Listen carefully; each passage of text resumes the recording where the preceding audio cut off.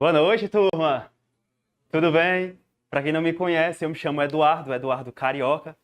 Apesar de carioca, pelo sotaque dá para perceber que eu sou do Rio Maranguapinho. Carioca daqui, tá? Esse é um sobrenome, tá?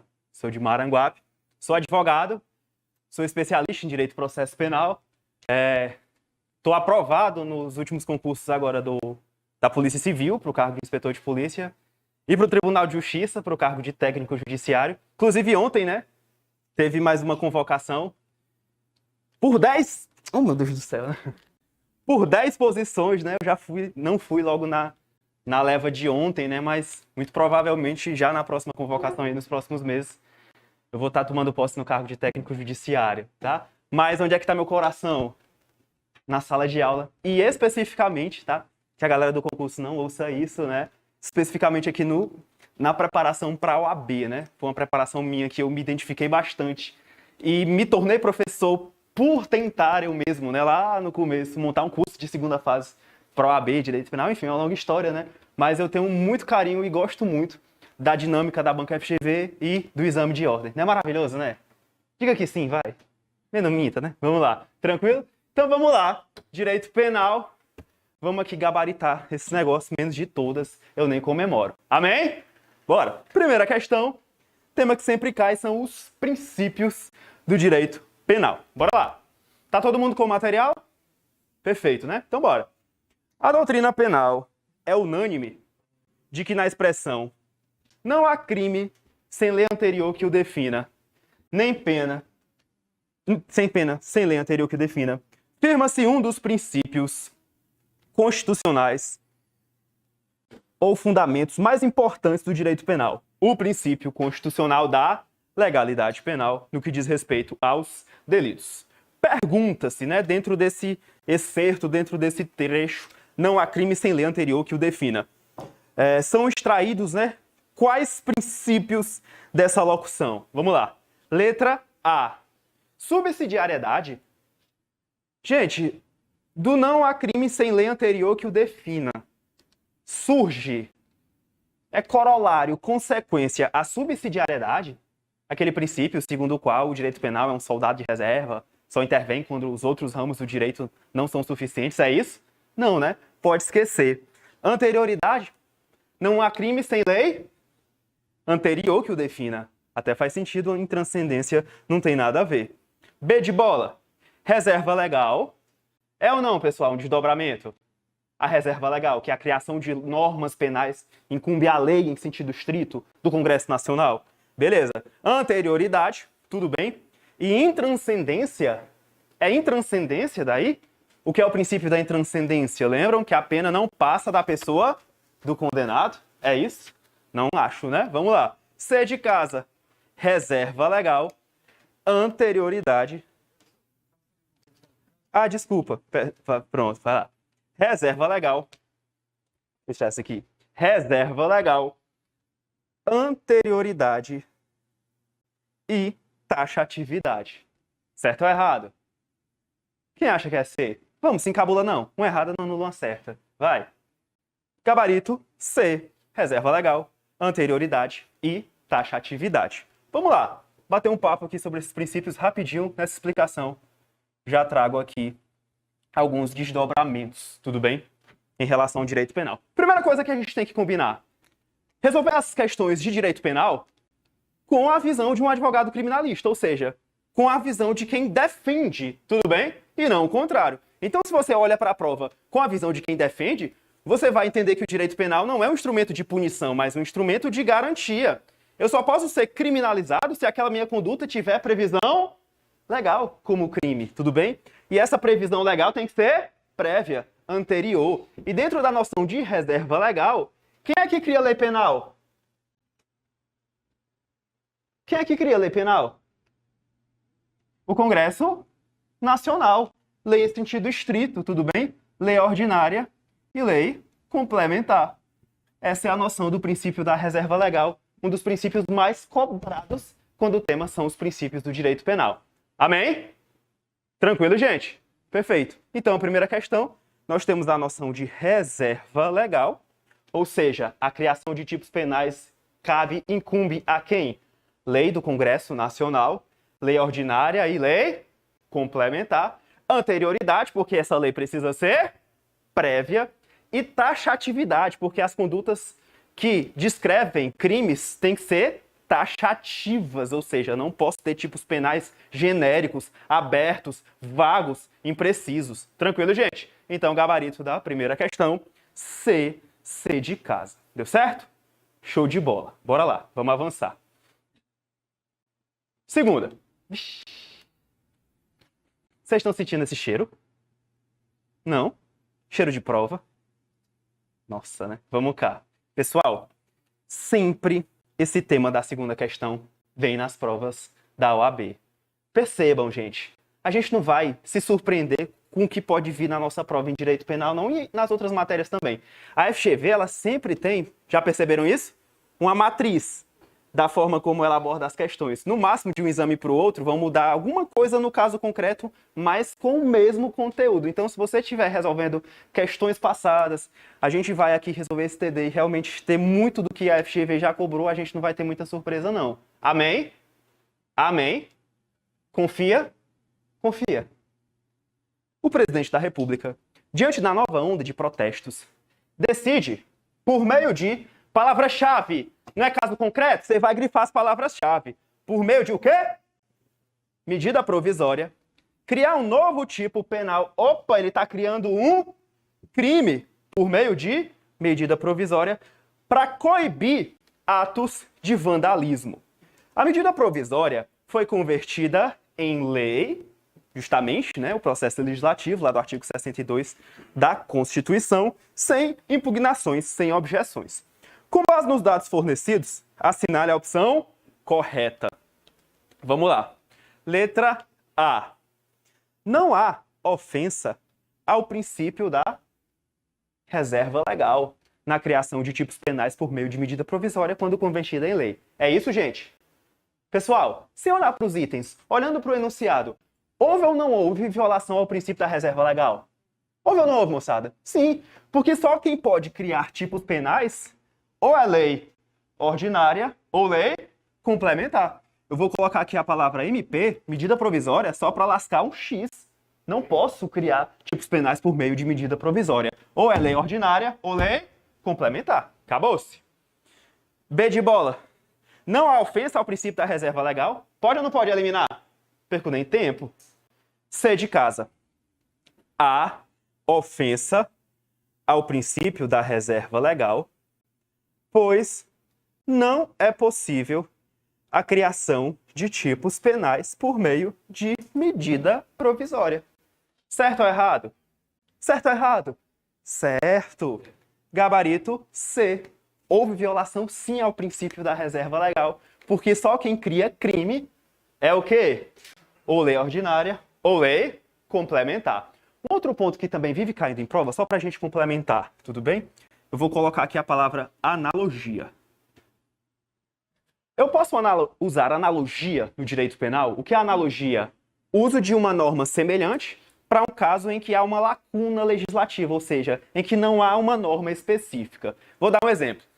Lá nas agravantes do artigo 61, 62, existe uma agravante quando o crime é praticado contra o cônjuge. O que é cônjuge? A pessoa com quem você tem casamento. Eu posso usar de analogia e aplicar essa agravante quando o crime for praticado contra o companheiro ou a companheira? Ou seja, quem você tem união estável? Posso fazer essa analogia? Posso não. Por quê? Essa analogia está ou não prejudicando a situação daquele sujeito? Sim ou não? Ela é ou não prejudicial? Se ela é prejudicial, ela viola que princípio, gente? O da reserva legal. Então, essa analogia, quando in malam partem, que diabo é isso? É um feitiço do Harry Potter, in malam partem, lá vem um latim, né? Para prejudicar, ela não pode ser usada no direito penal. Porque viola que princípio? O da reserva legal. Agora, analogia para beneficiar. Pode ou não pode? Pode. In bonam partem. Pessoal, o que foi que a gente combinou no começo da aula? Se você for olhar para as questões de direito penal, olhe como defesa. Analogia para prejudicar? Nunca. Só para beneficiar. Exemplo. Artigo 128 do Código Penal. O aborto permitido, realizado por médico, quando a gravidez, inciso 1, resulta de estupro, no caso, inciso 2. Pessoal, o que é estupro? O crime do artigo 213 do Código Penal. Repara que o inciso 2 não fala no estupro de vulnerável, que é o artigo 217-A, que é ter conjunção carnal com menor de 14 anos. Pessoal, lembra que um dia teve até uma polêmica na frente de um hospital, porque uma menor de 13 anos quis fazer o aborto, porque o aborto resultou de estupro de vulnerável. E uma galera não quis deixar o médico fazer, vocês lembram disso? Pronto. Pessoal, ali é o uso de analogia in bonam partem em favor do médico. Por quê? Essa excludente da ilicitude do aborto, quando o aborto é realizado por médico, quando a gravidez resulta de estupro, só fala no estupro, artigo 213. E nada fala, ou seja, há um silêncio quanto ao estupro de vulnerável. Então, o que é que se usa? Analogia. E como é para excluir a ilicitude? É para prejudicar ou beneficiar? Beneficiar. In bonam partem. Essa pode. Para prejudicar, de jeito nenhum. Deu certo, moçada? Sim ou não? Sim ou não? Perfeito. Então, aqui o gabarito é a letra C, violação ao princípio da reserva legal. Aí eu pus um comentário no material de vocês para vocês já usarem, né, esse TD como uma revisão. Combinado? Perfeito. Aproveitar aqui, tá, a oportunidade. Esse aqui é o meu Instagram, tudo bem? É Eduardo Carioca. E essa semana, né, eu estou intensificando as publicações de direito penal, de processo penal. Vou fazer um e-book de questões da OAB, né? Te dar aquela ideia na aula da sexta, vou disponibilizar. Primeiro material gratuito, tá? Oi, gente. Me ajuda a te ajudar, né? Aqui, ó. Tudo bem? Então tá aqui o perfil do Instagram. Eu também tenho um canal no YouTube, né? Que tem o mesmo nome, Eduardo Carioca. Por favor, se inscreva no canal, deixe seu like, toque o sininho, né? Assim, né? Ative as notificações, né? Tá aqui outras formas de comunicação e de conteúdo de direito penal. Tranquilo? Tem até um negócio bem bacana que eu acho que ficou interessante. Tentei botar no YouTube, mas não rolou pelos direitos autorais, que é a rádio penal, né? Que eu pego letras de forró, funk, sertanejo e faço a análise das letras sobre o tema, até. Dá uma olhada lá depois. Tranquilo? Terceira questão. O direito penal só se deve preocupar com a proteção dos bens jurídicos mais essenciais, ou seja, mais importantes à vida em sociedade, constituindo a sua intervenção a última ratio, ou seja, a última escolha. Tal intervenção somente será exigida quando não se fizer suficiente a proteção proporcionada pelos demais ramos do direito. Tal conceito tem relação com o princípio da... Isso é anterioridade, moçada? Não tem nada a ver, né? Anterioridade, para você ser punido, tem que ter uma lei prévia. Enfim, reserva legal também não tem nada a ver. C, intervenção mínima. Gabarito, C, o direito penal é a última ratio, o princípio da intervenção mínima. Ele só intervém quando outros ramos do direito não forem suficientes. Exemplo, artigo 12 do Estatuto do Desarmamento. Posse irregular de arma de fogo de uso permitido. Se você não tiver o registro de uma arma de fogo e possuí-la em casa, é ou não crime? Artigo 12, posse irregular de arma de fogo. Se o registro tiver vencido, você até tem o registro, mas o registro, ou registro, né? Chega, dói. O registro está vencido. Isso é crime? Para o STJ, não. Por quê? Porque com o princípio da intervenção mínima, não é razoável você incriminar alguém só porque o registro está vencido. É mera infração administrativa. Tá vendo? O direito penal só serve quando o outro ramo do direito não resolveu o problema. Gabarito, item C de casa. Perfeito. Aí aqui, né, trouxe o comentário também. Você faz quando fizer a leitura do material em casa, tá? Bora lá. Quarta questão. Acerca dos princípios que limitam e informam o direito penal, assinale a afirmativa correta? Letra A. O princípio da insignificância diz respeito aos comportamentos aceitos no meio social. É isso, gente? Pessoal, comportamento aceito no meio social, aqui é o princípio da adequação social. Anota, o princípio é o da adequação social. O que é o princípio da adequação social? Não se deve incriminar condutas que não afrontem o sentimento de justiça, que sejam socialmente adequadas. Tudo bem? E o que é o princípio da insignificância? Vamos lá, só para a gente bater nessa tecla porque cai demais. Queria também aqui colocar um tópico sobre o princípio da insignificância. Com que frequência isso cai na prova de vocês? O tempo todo. É uma certeza na vida, além da morte, além do alagamento na Heráclito Graça quando chove. É uma questão de prova sobre o princípio da insignificância. Pessoal, vamos cá. Se eu subtrair sua caneta, licença, pegar essa caneta para mim, formalmente, isso encaixa ou não em um tipo penal do Código Penal? Sim, furto, né? Subtrair coisa móvel alheia para si ou para outrem, sei lá. Então, formalmente, isso se tipifica na lei como crime, ou seja, é típico do ponto de vista formal. Mas isso, materialmente falando, em conteúdo, em substância, gera uma lesão no teu patrimônio? Ou é algo insignificante, irrisório, uma bagatela? É aí que entra o princípio da insignificância. E vão perguntar na tua prova a natureza jurídica. Exclui a ilicitude? A culpabilidade? Ou o fato é atípico? O fato é atípico. Porque isso aqui é causa de atipicidade. Aí vão te perguntar, formal ou material? Formal é o mero encaixe entre o fato e a norma. Tem ou não esse encaixe? Material é justamente essa noção de lesão ao bem jurídico. Teve lesão ao patrimônio? Não. Então é causa de atipicidade material. O princípio da insignificância. Deu certo, moçada? Sim ou não? É só lembrar daquele caso, né? Daquela moça que chegou ao STJ, né? R$ 28, ela subtrai o miojo, alguns bens, né? Foi presa, passou 2 anos presa preventivamente. E o STJ aplicou o quê? Para relaxar a prisão preventiva dela? O princípio da insignificância. Causa de quê? Vão dizer, vão perguntar na tua prova. Atipicidade material da conduta. Perfeito? B de bola. A conduta da mãe que autoriza a determinada enfermeira da maternidade a furar a orelha de sua filha recém-nascida não configura crime de lesão corporal.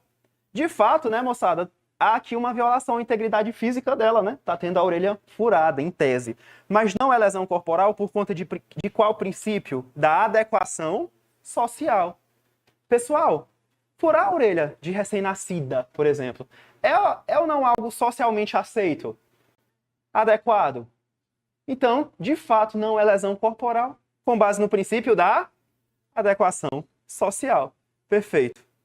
Aí, a letra C diz que o princípio da legalidade não se aplica às medidas de segurança dos inimputáveis? Se aplica sim, está totalmente errado.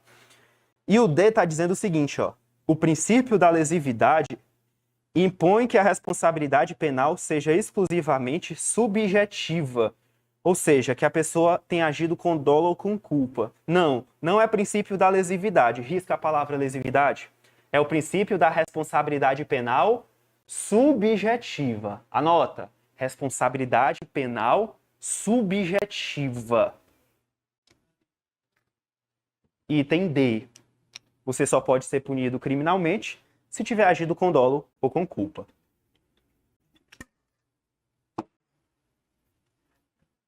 Tem até uma situação interessante. Deu certo, moçada?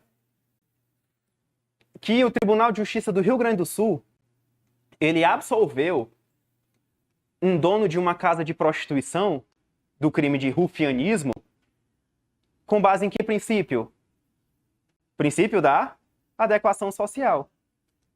Bem interessante. Não sei se você percebe, né? Não sei se que atuam, né? Assim, ou como estagiário, etc. Vamos aqui.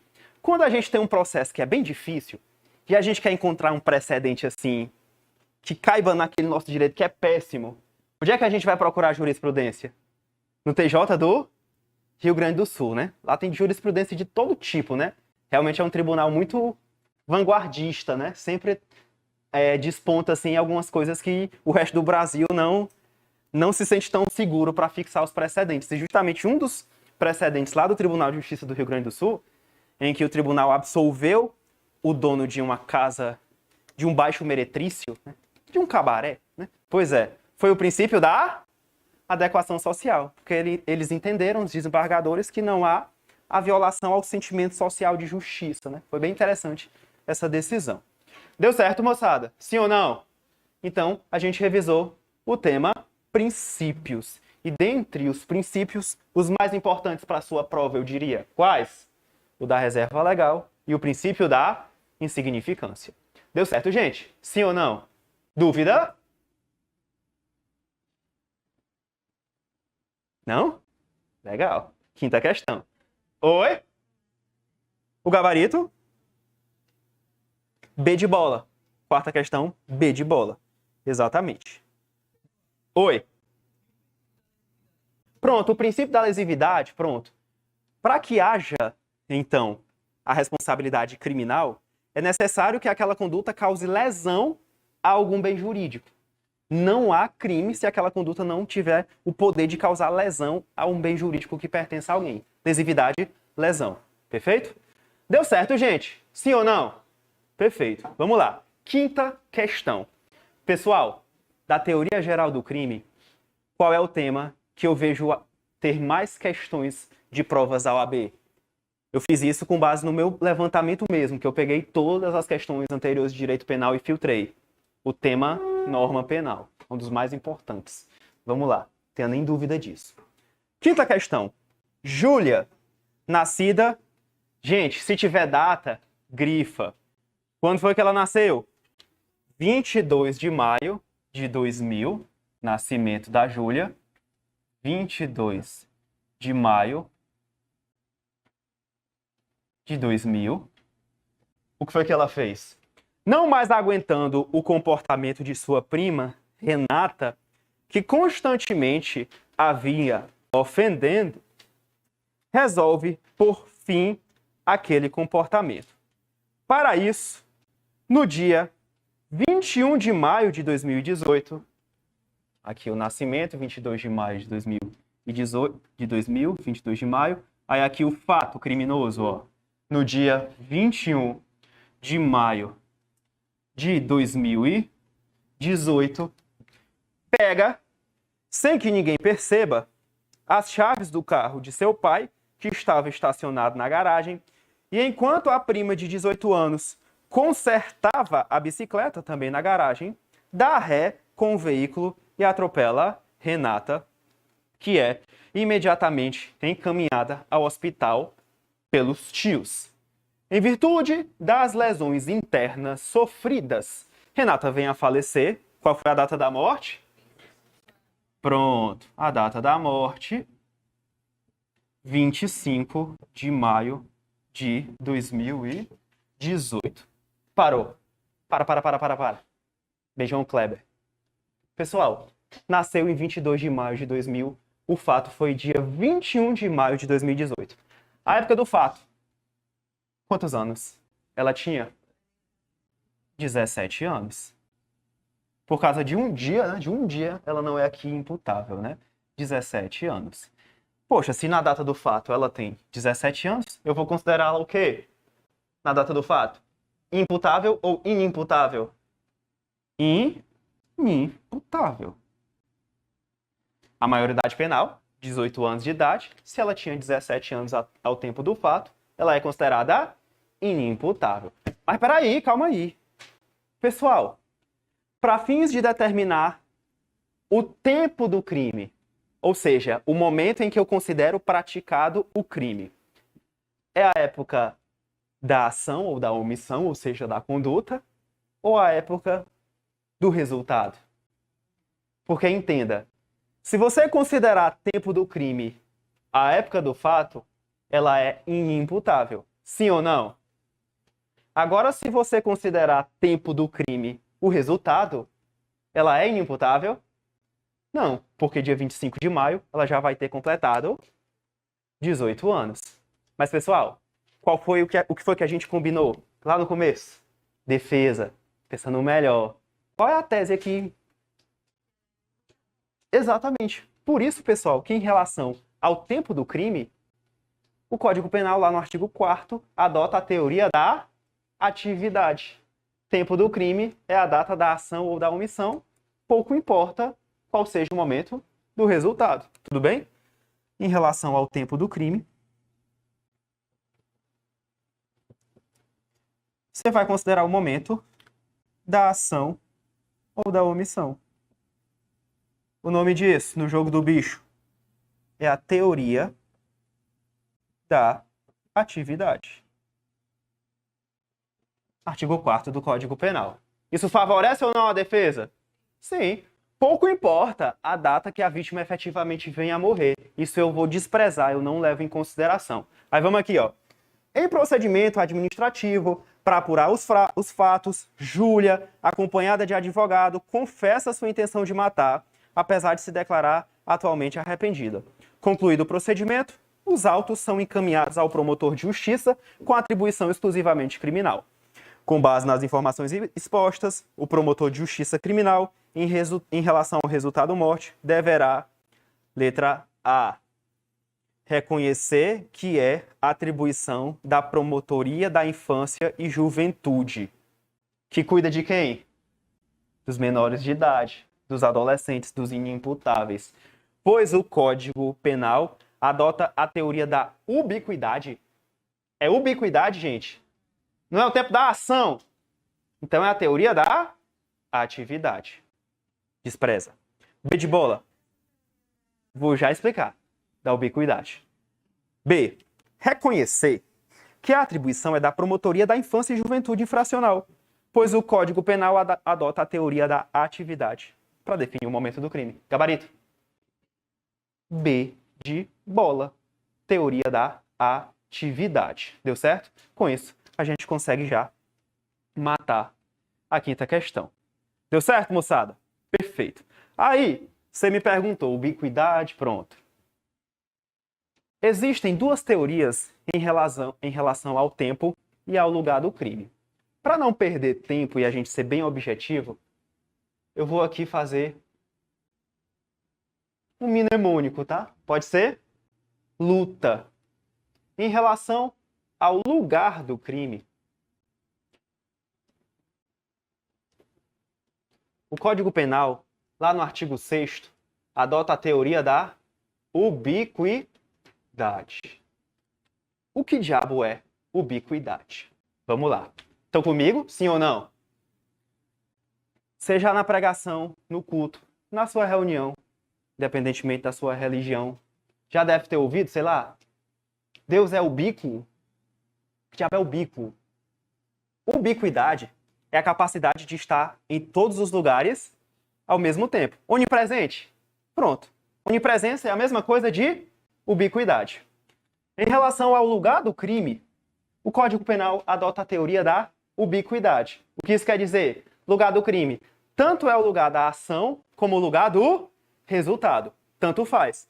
Então, se alguém envia uma carta-bomba dos Estados Unidos para o Brasil, para ele explodir aqui, qual é o lugar do crime? Aqui e nos Estados Unidos. Porque é a teoria da ubiquidade. Tanto é o lugar da ação como o lugar do resultado. Deu certo, gente? Lugar do crime, teoria da ubiquidade. Lembrei até de uma série do Netflix, o Unabomber, né? O cara que mandava carta-bomba pelo correio, a galera ia lá abrir, explodia nos anos 80, foi até uma situação real. Então, se ele manda uma carta do Brasil para os Estados Unidos, lugar do crime, Brasil e Estados Unidos, tanto faz. Lugar do crime, ubiquidade. Agora, tempo do crime, teoria da atividade. Ou seja, o momento em que eu considero praticado o crime é o momento da ação. Pouco importa qual seja o momento do resultado. Foi o que justificou o gabarito dessa questão. Daí fica, para você não esquecer, luta. Ajuda? Né? Luta. Lugar, ubiquidade. Tempo, atividade. Deu certo, moçada? Sim ou não? Sim ou não? Perfeito. Então, bora. Sexta. Tome data. Bora lá. Silvio foi condenado pela prática do crime de roubo ocorrido, de novo, em 10 de janeiro de 2017. Aqui foi o fato, roubo. Faço uma linha do tempo. Por decisão transitada em julgado em 5 de março de 2018, há uma pena base de 4 anos de reclusão, majorada em 1/3, ou seja, mais 1/3, em razão do emprego de arma branca, totalizando 5 anos e 4 meses de pena privativa de liberdade, além de multa. Ficou, então, 5 anos e 4 meses. Deu certo? Estão acompanhando? Vamos lá. Após ter sido iniciado o cumprimento definitivo da pena por Silvio, foi editada quando? Em 23 de abril de 2018, 23 de abril de 2018,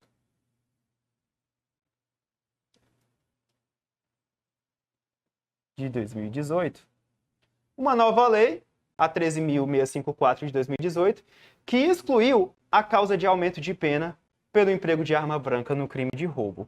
Houve, então, aqui a exclusão da majorante.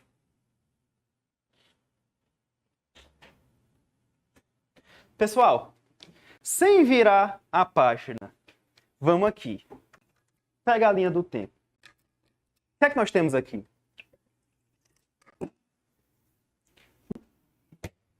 Estão comigo, sim ou não?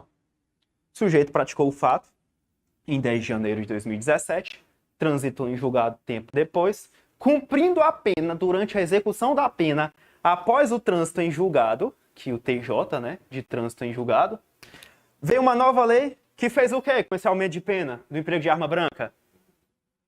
Excluiu, disse assim, ó, não há mais essa majorante do emprego de arma branca. Essa nova lei, gente, ela é prejudicial ou benéfica? Ela é benéfica? Se ela é benéfica, pessoal, retroage ou não retroage? Para atingir fatos praticados antes da sua vigência, claro, se é retroatividade. Sim ou não? Aí vão te perguntar, mas não transitou em julgado? Aí você diz o seguinte, ó, repete comigo, que se lasque o trânsito em julgado, vai. Que se lasque o trânsito em julgado. Não existe aqui coisa julgada quando eu tenho uma norma penal mais benéfica. Inclusive, como já transitou em julgado, quem é que vai aplicar essa nova lei? O juiz da execução. Quem diz isso? Súmula 611 do STJ. Sempre cai, viu? Sempre cai a súmula 611 do STJ. Transitada em julgado, compete ao juiz da execução a aplicação da nova lei penal benéfica. Falando em juiz da execução, pode, JP? Pode não, não. Então deixa para depois. Ó. Aqui, ó. Aí, ó. Viu? Depois a gente conversa. Pronto. Vamos lá. Tranquilo? Vamos lá. Então, pessoal, vai ou não haver a aplicação da nova lei benéfica, mesmo que com trânsito em julgado? Sim. Então vamos para o gabarito. Ao tomar conhecimento da edição da nova lei, a família de Silvio procura um advogado. Considerando as informações expostas, o advogado de Silvio, letra A, não poderá buscar alteração da sentença, tendo em vista que houve trânsito em julgado. Que se lasque o trânsito em julgado. Foi não? O que a gente combinou? B de bola. Poderá requerer a quem? Ao juízo da execução o afastamento da causa de aumento de pena. Exato, porque é o juiz da execução, pessoal? Porque já houve o trânsito em julgado. E, consequentemente, a redução da sanção penal imposta. Gabarito? Gabarito? B de bola, exatamente. juiz de execução, súmula 611 do STJ. Não é massa não, penal? Por quê? O que foi? Não entendi. Não? Na hora, na hora. Pessoal, o que é que nós temos aqui? Durante a execução da pena do crime de roubo, surgiu uma nova lei mais benéfica. Por que benéfica? Porque ela excluiu a causa de aumento de pena de 1/3 do emprego de arma branca. Se é uma nova lei benéfica, ela retroage ou não para atingir fatos praticados antes da sua vigência? Sim, volta no tempo e eu tenho o direito, por exemplo, de afastar essa causa de aumento de pena, ficar só com os 4 anos. E quando já transita em julgado, quem é que aplica a nova lei e afasta a majorante? Depois do trânsito em julgado? O juiz da execução. Porque entenda, não há mais aqui o processo de conhecimento, não é mais a vara criminal, mas é a vara das execuções penais, já que a pena já está sendo executada, porque houve o trânsito em julgado. Deu certo? Deu certo, moçada? Perfeito, maravilha. JP tem pergunta? Ah, não, é. Pois é, enfim, ficando é doido. Vamos lá. Então, gabarito B. B de bola, tá? Aí, pessoal, a colega perguntou, o que é ubiquidade? Não foi? Tá no comentário também do TD. Então, por favor, não joguem o TD fora, viu? Revisem o TD, usem como material de revisão, tranquilo? Deu trabalho, viu? Então, eu garanto que isso vai ajudá-los. Tá aí, ó, essa dúvida, né? Geralmente eu imagino que o aluno tem essa dúvida, pus o comentário no TD. Tranquilo? Perfeito. Vamos lá. Mais uma questão envolvendo lei penal no tempo.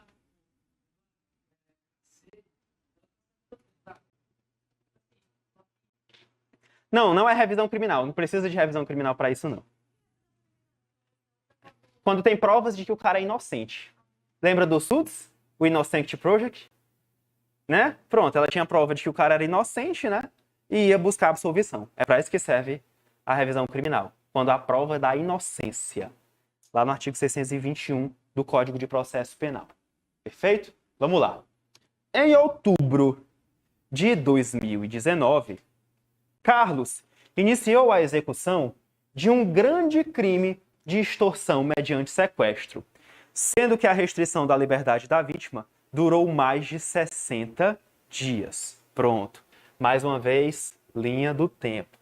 Ele começou em outubro de 2019.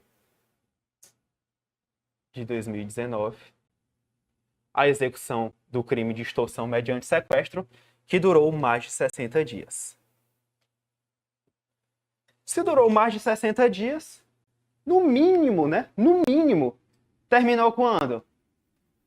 Em dezembro, né? No mínimo, terminou em dezembro de 2019. Perfeito. Vamos lá. Ocorre que, no mês de novembro de 2019, quando o delito já estava consumado, entrou em vigor lei penal que aumentou a pena do crime de extorsão mediante sequestro. Onde é que vem essa nova lei? Aqui no meio tempo, né? Ó, no meio período. Uma nova lei que aumenta, né? Que trouxe aqui o aumento da pena. Perfeito. A vítima apenas conseguiu sua liberdade no dia de Natal do ano de 2019. Justamente, né, ó, aqui, aquela noção do mês de dezembro. Mesma data em que houve obtenção da vantagem financeira pelo autor do fato, tendo ela comparecido em janeiro de 2020 ao Ministério Público para narrar o ocorrido. Oferecida a denúncia, em face de Carlos, pela prática do crime de extorsão mediante sequestro, e configurada a autoria em instrução probatória, o promotor de justiça poderá requerer a condenação de Carlos com base na... Parou. Galera, prestem atenção, prestem atenção. O crime de extorsão mediante sequestro. Você consegue perceber que a consumação dele, ela se estende no tempo? Sim ou não? Sim. Então, quando um crime tem sua consumação se estendendo no tempo, a gente chama isso de crime permanente. É justamente aqui a noção de crime permanente. O que é o crime permanente? É aquele que a consumação se estende no tempo. Pessoal, se esse cara passar 1 ano sequestrado, a consumação do delito está durando quanto tempo? 1 ano. A mesma coisa, o cara está com droga guardada em casa. Se ele está com a droga guardada há 6 meses, o crime está em consumação há quanto tempo? 6 meses. Então percebam, estão comigo sim ou não? Quando é que o crime de extorsão mediante sequestro cessa a sua consumação? Quando há a liberação da vítima do cativeiro. Sim ou não? Perfeito. Cuidado. Cuidado. Não há aqui, para o crime de extorsão mediante sequestro se consumar, a necessidade do recebimento do resgate. O resgate é mero exaurimento. Se ocorrer, tudo bem. Se não ocorrer, o crime está consumado do mesmo jeito. O crime se consuma com a restrição da liberdade da vítima. É um crime formal dentro da classificação dos crimes. Então, pessoal, enquanto a vítima está no cativeiro, o crime está em plena consumação. Tudo bem? Então, se o crime está em plena consumação, se no meio tempo em que a vítima está sequestrada, vem uma nova lei penal, essa lei penal se aplica ou não a esse fato? Sabe por que se aplica, gente? A resposta é sim, porque o crime ainda está em andamento. Não se aplicaria é se a consumação já morresse antes. Aí não, porque senão teria uma nova lei gravosa que estaria retroagindo. E pode retroagir para prejudicar? Nunca. Só para beneficiar. Mas aqui, qual é o... Vale-me Deus, aqui, né? Não, deixa eu... Pronto. Mas aqui, qual é o pulo do gato, qual é o trunfo? É vocês perceberem que o crime ainda está em consumação. Então eu não tenho uma lei gravosa retroagindo. Não, ela não está voltando no tempo, não. Porque o fato ainda está sendo praticado. Então a pergunta é, essa nova lei gravosa se aplica ou não a esse fato? Sim, porque o crime ainda está em andamento. Então vamos ver aqui o gabarito. Vamos aplicar a lei em vigor. Letra A. Em outubro de 2019? É em outubro ou em novembro? Quando veio a nova lei?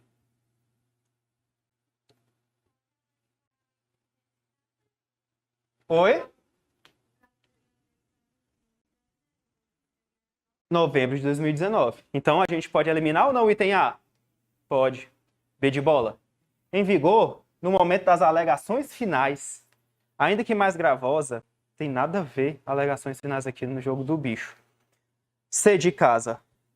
Lei em vigor em outubro de 2019, por ser aplicado ao direito penal o princípio da irretroatividade da lei mais gravosa. Pessoal, eu não estou falando aqui de retroatividade, não. A lei não está voltando no tempo. Ela está se aplicando a um fato que ainda está sendo praticado. Não tem essa de retroatividade. Perceberam? Sim ou não? Então, olha o item D. Inovação legislativa. Qual é a inovação legislativa? A nova lei, que veio em novembro de 2019, que trouxe o aumento de pena. Ainda que mais gravosa, sim ou não? Em razão da natureza do crime imputado. Justamente, porque é um crime permanente. Gabarito D. D de dado. Perfeito, gente. E aí, ó. Essa súmula que está aqui, ela é muito importante e muito cobrada em primeira fase de OAB, que é a súmula 711 do STF. O que é que ela diz? A lei penal mais grave aplica-se ao crime continuado ou ao crime permanente, se sua vigência, preste atenção, é anterior à cessação da continuidade ou da permanência. A vigência dela é ou não anterior ao fim da permanência? Sim, porque terminou quando? Em dezembro. E ela entrou em vigor quando? Em novembro, antes da cessação. Tem aquele meme, né? Pronto.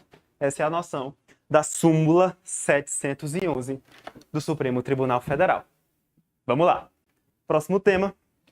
Esse aqui mais tranquilo, interessante. Lei penal. Pode apagar esse lado? Lei penal. No espaço.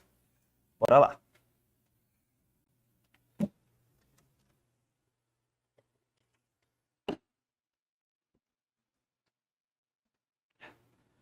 Oitava. Revoltado com a conduta de um ministro de Estado, Mário se esconde no interior de uma aeronave pública brasileira. Palavra-chave: aeronave pública brasileira, que estava a serviço do governo e, no meio da viagem, já no espaço aéreo equivalente ao quê? Ao Uruguai, desfere 5 facadas no ministro com o qual estava insatisfeito, vindo a causar-lhe lesão corporal gravíssima. Vamos lá. Diante da hipótese narrada, com base na lei brasileira, assinale a alternativa correta. Letra A. Mário poderá ser responsabilizado, segundo a lei brasileira, pelo critério da territorialidade.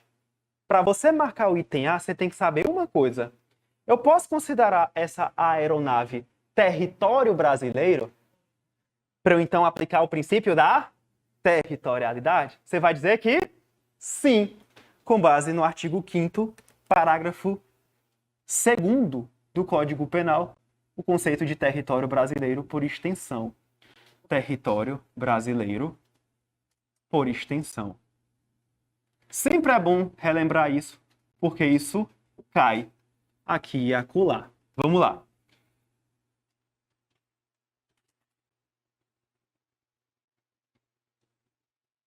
Dá para entender que isso aqui é um avião?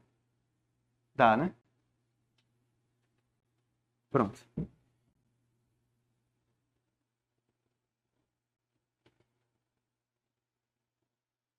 Dá para entender que é um navio? Dá, né? Pronto. Aeronaves e embarcações. Pública ou a serviço do governo brasileiro, ou privada ou de natureza mercante. Pronto. Pessoal, se for pública ou a serviço do governo brasileiro, onde é que eu vou considerar esse avião e esse barco território brasileiro? Qualquer lugar. Não é um negócio público. Então, pessoal, não importa onde se encontrem,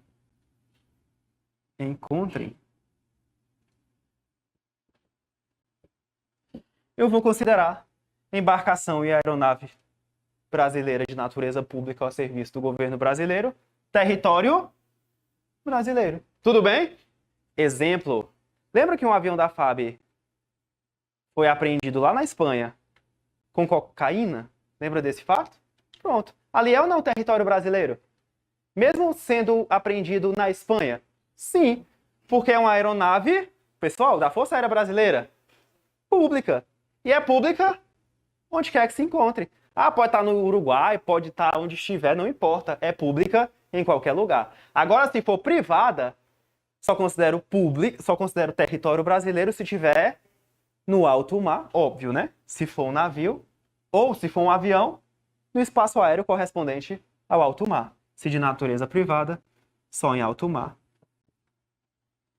Ou no espaço aéreo correspondente. Deu certo, moçada? Sim ou não? Essa é a noção de território brasileiro por extensão. Artigo 5º. Parágrafo 2º do Código Penal. Deu certo, gente? Sim ou não? Então, qual é o gabarito? Letra A. Perfeito. Vamos lá. Aqui o resto a gente não precisa nem ver, já que o item está muito claro como gabarito. O A. Letra. Oi. Pronto.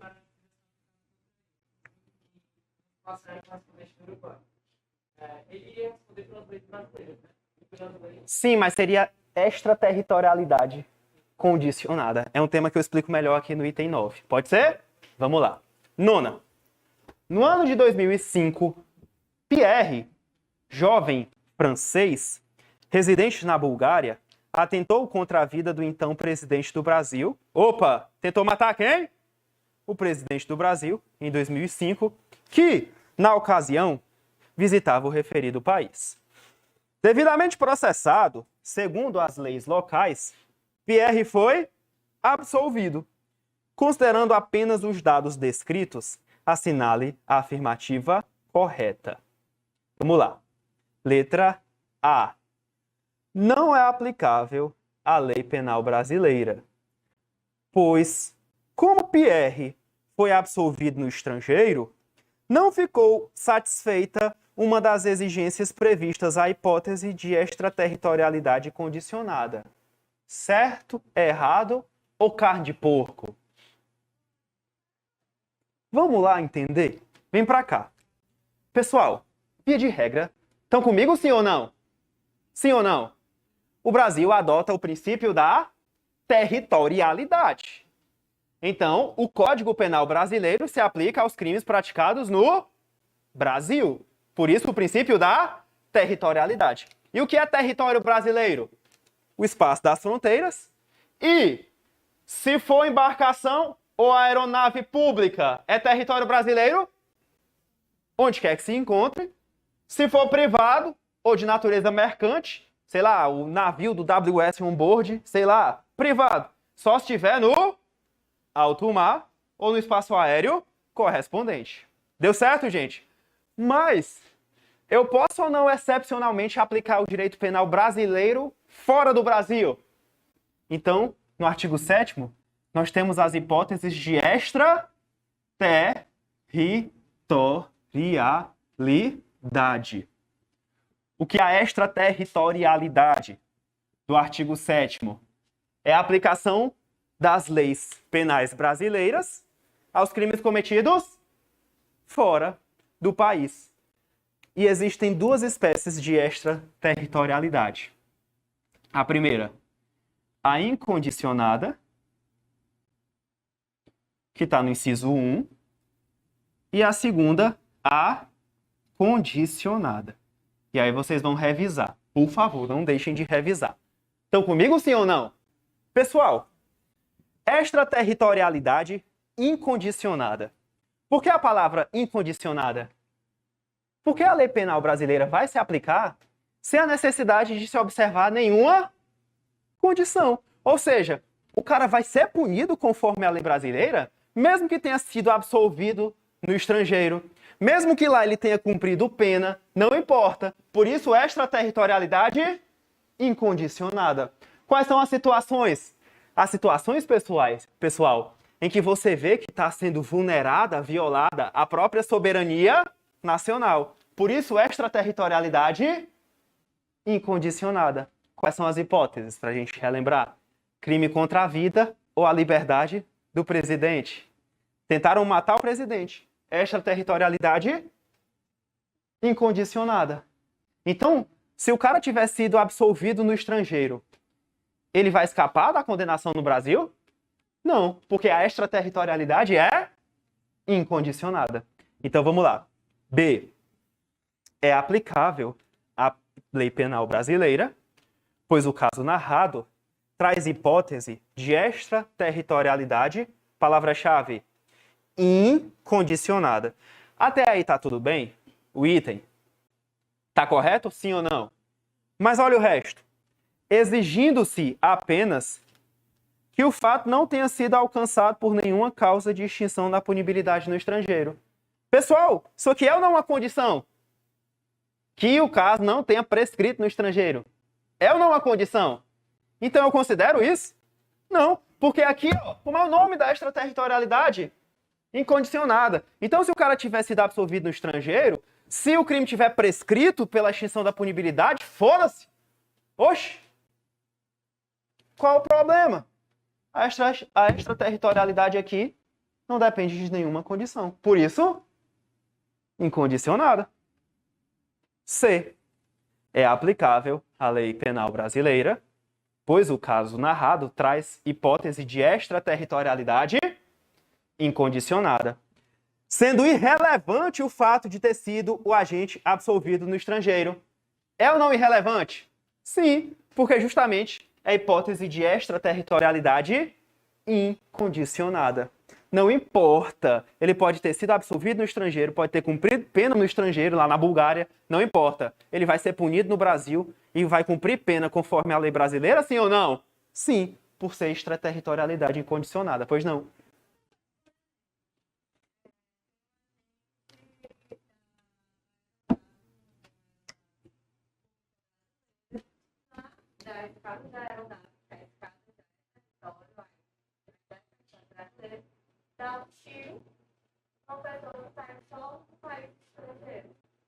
Pronto.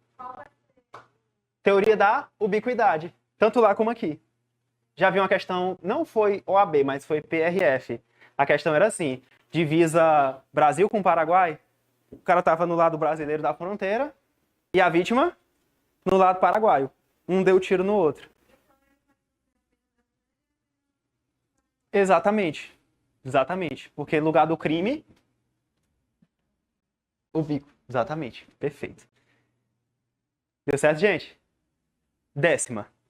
Paulo, funcionário público do governo brasileiro, quando em serviço no exterior, venha praticar um crime contra a administração pública. Descoberto o fato, foi absolvido no país em que o fato foi praticado. Diante desse quadro, é correto afirmar que, primeiro, vem para cá.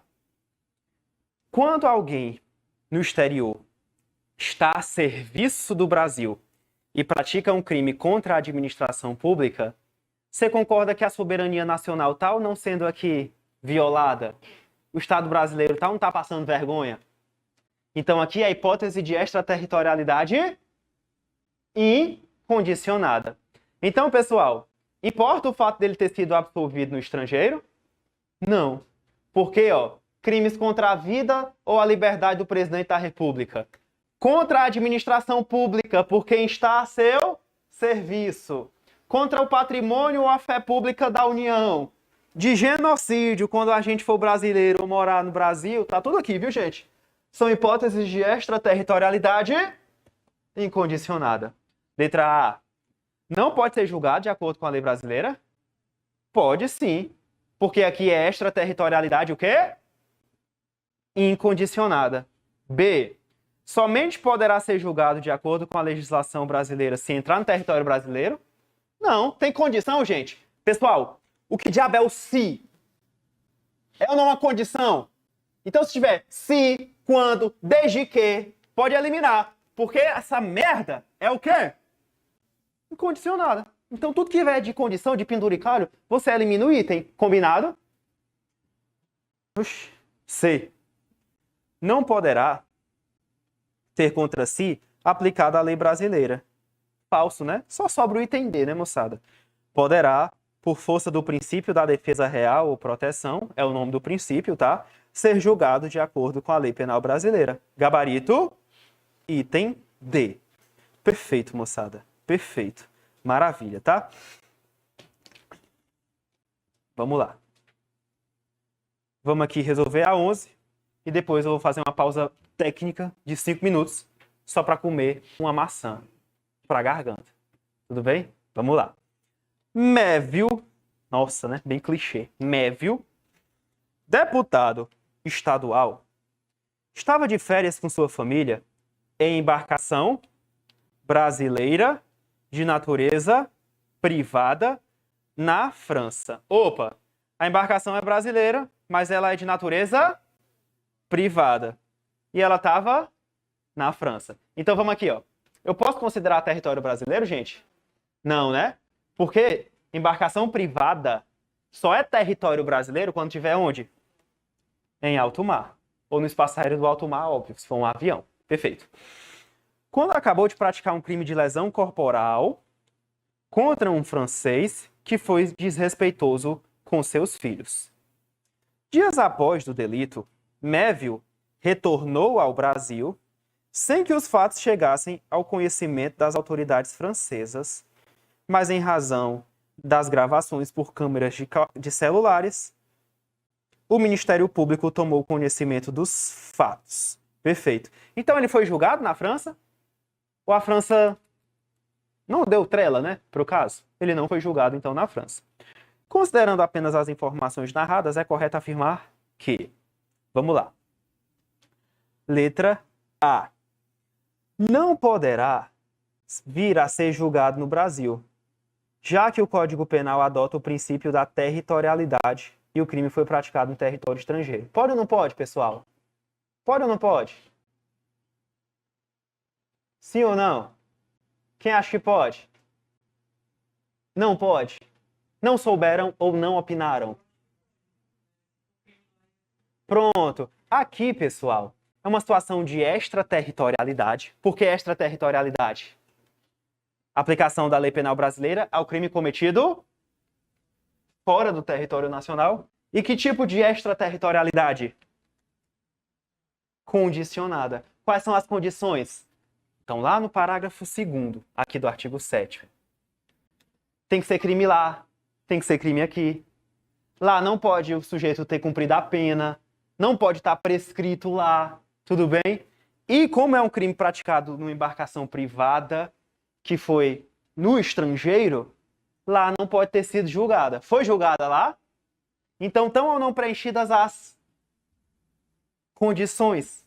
Então, ele pode vir a ser punido aqui, sim. Então, B, não pode vir a ser julgado no Brasil? Pode ou não pode, gente? Pode. Elimina o item B. C de casa.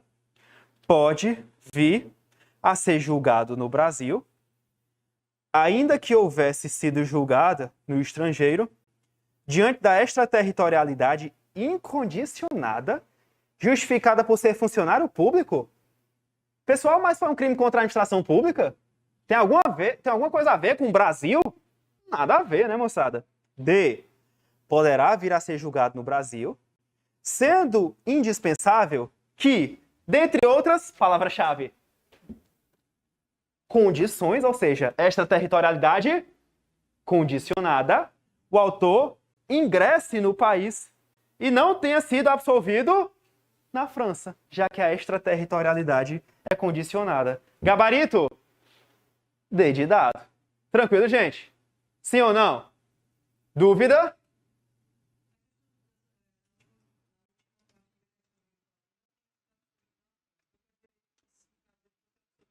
O Brasil não podia mais fazer nada. Exatamente.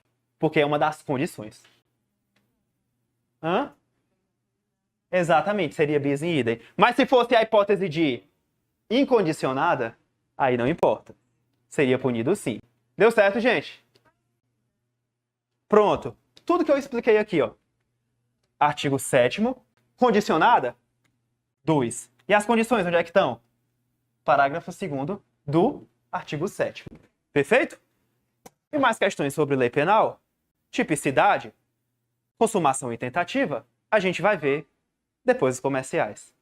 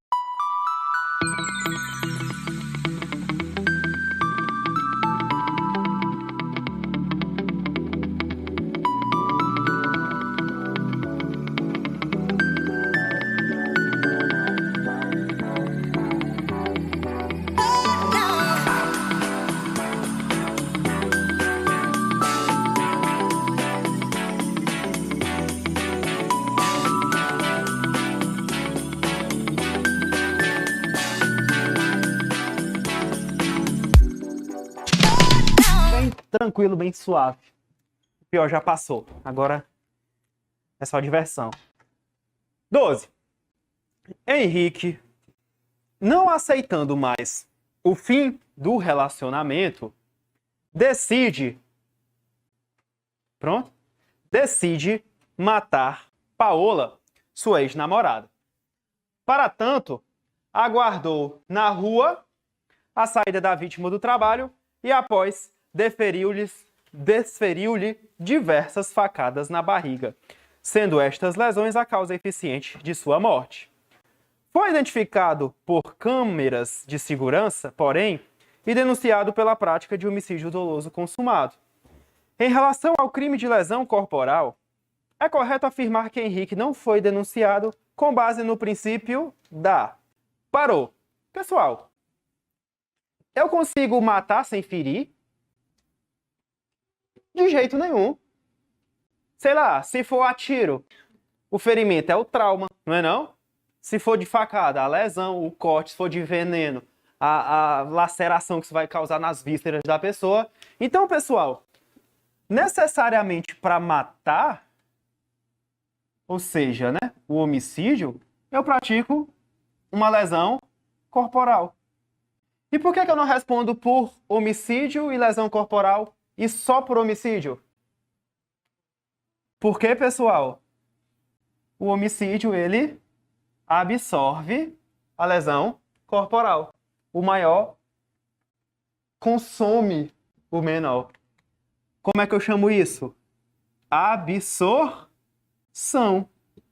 O maior absorve o menor. Não é uma relação de consumo?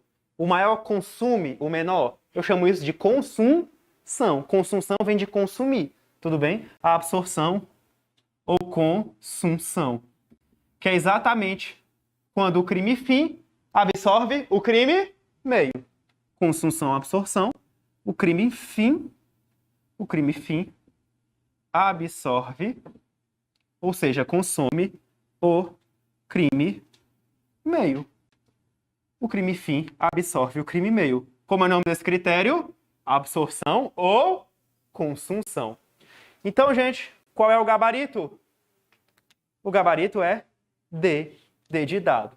Se a FGV quiser trazer isso, por exemplo, em outro crime, ela pode trazer no crime de furto.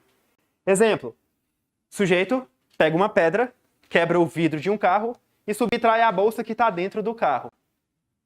Em tese, preste atenção, em tese, eu tenho quantos crimes aqui? 2, né? Quebrou o vidro. Que crime é esse? Dano. Artigo 63 do Código Penal. Destruir, deteriorar e inutilizar coisa alheia. E subtraiu a bolsa? Furto. Mas por que aqui nesse caso ele só responde por furto? Porque o crime fim, que é o furto, absorve o crime meio. O dano foi só um meio de execução para o crime fim, o furto. Deu certo, gente? O maior absorve o menor. Essa é a consunção ou absorção. Amém? 13. Posso sim. Especialidade. A lei especial revoga a lei geral. Naquele nosso exemplo, qualificado. Exatamente, porque a jurisprudência considera o carro como um obstáculo à subtração da coisa. Exato. Obrigado. Nada? Pronto. Revoga a lei geral. Exemplo. Se a mãe mata o próprio filho em estado puerperal após o parto. Infanticídio. Porque é uma norma especial em relação ao homicídio, que é uma norma geral. Subsidiariedade. Eu tenho uma norma primária, que é a mais grave, tudo bem? Que sempre vai se aplicar. E se ela não incidir, eu tenho uma que fica subsidiária, esperando a primeira não incidir. Carne de porco, como assim? Disparo de arma de fogo. É um crime subsidiário. Por quê? Eu só respondo por disparo de arma de fogo quando eu tiver disparado sem a finalidade de praticar um outro crime. Como é o nome disso? Subsidiariedade. Alternatividade. O que é alternatividade? Ou um, ou outro, ou. Exemplo. Tráfico de drogas. Quantos verbos tem, quantos núcleos tem o tráfico de drogas? 18. Importar, exportar, remeter, expor à venda, transportar, trazer consigo, guardar, prescrever, ministrar, ter em depósito, entregar a consumo, prescrever, ministrar, oferecer, uma ruma de verbo. Se no mesmo contexto o cara pratica mais de um desses verbos, transporta, vende e guarda a droga, são quantos verbos? 3. São quantos crimes? 1. Com base em que critério? O da alternatividade. Esses 4 critérios, pessoal, eles estão relacionados ao chamado conflito aparente de normas. Quando aparentemente eu tenho mais de uma norma que incide no mesmo caso, mas o conflito é só aparente porque eu resolvo com base nesses critérios. Deu certo? Essa é a noção de especialidade, subsidiariedade, alternatividade e consunção. Qual é o que a FGV prefere? E pelo menos os que já vi cobrar foi o que ela cobrou. Adivinha? Consunção. Perfeito. 13.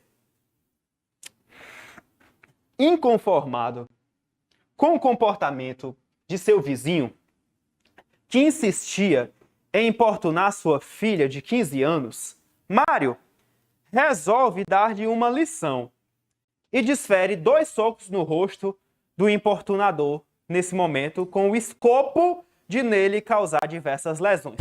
Parou! Desculpa. Perdão. Gente, bota uma coisa na cabeça.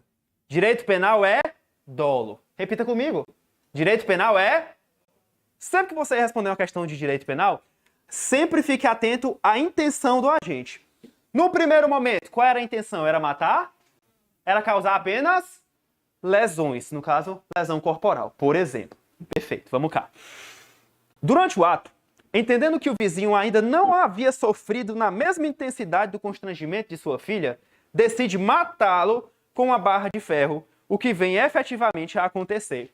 Então, pessoal, houve ou não uma mudança no dolo? Primeiro ele queria lesionar. Depois, ele mudou de ideia e decidiu matar. A pergunta é... Ele vai responder por lesão corporal e homicídio ou só por homicídio? Só por homicídio. O homicídio, o crime mais grave, ele vai absorver o crime menos grave. Como é que eu chamo isso? Absorção ou consunção. Então vem pra cá. Aí tem aqui, ó. Descobertos os fatos, o Ministério Público oferece denúncia em face de Mário, imputando-lhe a prática dos crimes de lesão corporal dolosa e homicídio em concurso material. Tá certo, gente, a imputação? Tá certo? Não. Seria só homicídio, né? Então, beleza. Vamos pular aqui. Vamos para o último parágrafo. Considerando apenas as informações, sob o ponto de vista técnico, deverá buscar o reconhecimento de que Mário pode ser responsabilizado, letra A, apenas pelo crime de homicídio, sim ou não? Por força do princípio da consunção, tendo ocorrido a chamada progressão criminosa. O que é a progressão criminosa? Ele progrediu no dolo, ó, da lesão para o homicídio. Gabarito? Letra A. Então, sem titubear, marque o gabarito letra A. Aí eu expliquei aqui, ó, o conceito de consunção com a doutrina do Kleber Masson. Antes, queria que vocês soubessem a diferença. Estão comigo, sim ou não? Entre, olha que doido, crime progressivo,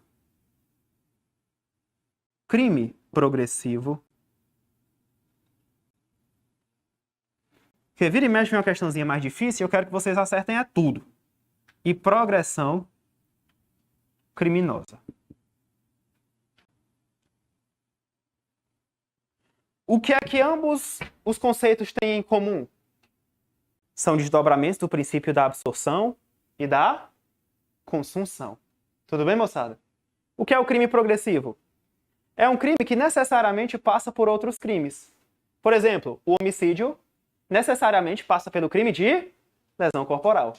Então, por isso que naquele exemplo, a pessoa responde só pelo homicídio e não pelo homicídio e pela lesão corporal. Como é que eu chamo isso? Crime progressivo, tudo bem? Ou seja, não dá para matar, por exemplo, sem ferir. Vou colocar essa palavra, né? Não se pode matar, não se pode matar sem ferir. O que é progressão criminosa? É quando há uma mudança no dolo, como é a questão 13. Primeiro eu queria lesionar. Aí eu mudei de ideia. Agora quero matar. Como é que eu chamo isso? Progressão criminosa. Qual é a consequência? Só respondo pelo crime mais grave, pelo crime fim. Aqui, moçada, há uma mudança de dolo. Aí, ó, o bizu. Olha a dica. Para você não confundir, porque o examinador, se ele for fuleiragem, ele vai fazer o quê, ó? Adivinha? Vai trocar, não vai não? Porque o inimigo é tinhoso, irmão. É? Amém? Então presta atenção. Progressão criminosa lembra progressão de regime de pena. O que é progressão de regime? Mudança de regime. Fechado, semiaberto. Progressão criminosa. Mudança de dolo. Deu certo? Progressão de regime, mudança de regime. Progressão criminosa, mudança de dolo. Deu certo? Ambos critérios de absorção e de consulção. Deu certo, gente? Sim ou não? 14. Cássio, com a intenção de matar Patrício, efetua disparo de arma de fogo em sua direção, que atinge seu braço e o faz cair no chão. Enquanto caminha na direção de Patrício para efetuar novo disparo, Cássio percebe a aproximação de policiais e se evade do local. Fugiu. Viu que os policiais iam chegar, pegou o beco, deixando Patrício apenas com ferimento no braço. Comecei light aqui, gente, vamos combinar. Considerando os fatos, Cássio deverá responder pelo crime de... Pessoal, o que é isso aqui? O que é isso aqui? O cara deu um tiro. Vai, gente, usa o bom senso. O cara deu um tiro no braço do inimigo. Não morreu. Veio a polícia, o cara pegou o beco. O que é isso aqui, gente? Isso aqui é o quê? Tentativa de homicídio. Gabarito, item A. Para não confundir, né, com a desistência voluntária, com o arrependimento eficaz, que a gente vai ver na sequência, né? Lembra da tentativa, artigo 14, inciso 2 do Código Penal? Conceito. Quando iniciada a execução do crime, ele não se consuma por circunstâncias alheias à vontade do agente. Ou seja, eu quero prosseguir, mas eu não posso. É ou não o caso? Ele queria continuar disparando, mas ele não pôde porque a polícia chegou. Então é desistência voluntária? Ele desistiu porque quis ou porque não pôde? Porque não pôde. Então é tentativa de homicídio. Tentativa, ó. Quero prosseguir. Aqui é a fórmula de Frank, né? Frank Aguiar. Mas não posso. É a fórmula de Frank que diferencia tentativa de desistência voluntária. Vamos lá. 15. Aí você percebe a diferença. Hugo, após mais uma discussão com seu sogro, João, em razão de disputas desportivas, entende que não mais suporta viver em constante conflito com seus familiares. Por esse motivo, decide matar João e, para tanto, desfere uma facada em sua perna enquanto os dois estavam sozinhos. Desferiu, palavra-chave, uma facada. Uma facada. Durante a execução do delito, palavra-chave, durante a execução do delito, apesar de saber que aquela facada ainda não seria suficiente para causar a morte do sogro, opta por não mais seguir na empreitada criminosa, pensando no sofrimento que sua esposa sentiria com a morte do pai. Então, pessoal, nesse exemplo agora da questão 15, a palavra é quero prosseguir, mas não posso? Ou é o contrário, ó? Posso prosseguir, mas não quero. Quando eu tenho a figura do posso prosseguir, mas não quero, o que é que eu tenho? Vamos lá. Deixa então o local do crime, vindo a ficar em razão do ferimento causado pelo golpe, impossibilitado de exercer suas atividades habituais por mais de 40 dias. Ou seja, lesão corporal grave. Incapacidade para as ocupações habituais por mais de 30 dias. Artigo 129, parágrafo 1º, inciso 1 do Código Penal. Diante da situação narrada, é correto afirmar que, letra A, não responderá por qualquer crime. O pessoal não vai responder por nada. Não uma facada no homem. Por alguma coisa vai responder, concordam? Dizer que não responde por nada, pelo amor de Deus, né? Bom senso. Oxi. B, responderá pelo delito de lesão corporal grave em razão da desistência voluntária. Gabarito B. Então, o que é a desistência voluntária? Vamos aqui, ó. Desistência voluntária. Que está no artigo 15, primeira figura, junto com o arrependimento eficaz do Código Penal. Aqui é o contrário, ó. O cara inicia a execução do crime. Aqui é a execução, ó. Aqui a execução. A palavra-chave. E aqui é o início. Ele inicia a execução do crime e antes do crime se consumar, ele desiste de prosseguir na execução do delito. Por isso, desistência. Ele desiste de prosseguir na execução e consegue evitar que o resultado se produza. Então, pessoal, como é a palavra-chave da desistência voluntária? Posso prosseguir. Mas ele quer? Mas não quero. Posso prosseguir. Mas não quero. É a principal diferença entre a tentativa e a desistência voluntária. Na desistência voluntária, você tem mais elementos para executar o crime. Tá vendo? Ó, só deu uma facada. Tinha ou não mais facadas a dar? Mas decidiu desistir de prosseguir na execução do delito. Posso prosseguir, mas não quero. Como é o nome disso? Desistência voluntária. Aí, pessoal, a pergunta é, o cara responde pela tentativa? Não, só pelos atos já praticados. Não lesionou? Vai responder então por lesão corporal. E por favor, não confunda desistência voluntária com arrependimento eficaz.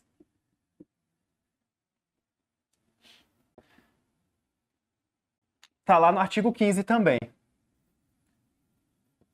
No arrependimento eficaz, o cara pratica todos os atos executórios que ele tinha para praticar. Só que ele consegue evitar que o resultado se produza. Trocando em miúdos, descarrega a arma, mas pega a vítima, bota no carro, socorre e a vítima sobrevive. Tudo bem?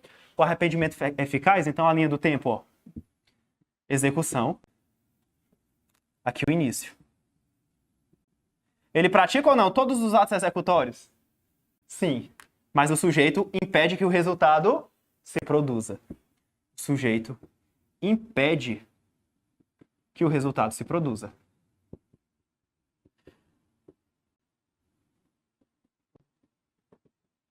Porque pode ser que venha uma questão que traga esses dois itens e você fique em dúvida no gabarito. Mas qual é a diferença? Qual é a diferença? Qual é a diferença?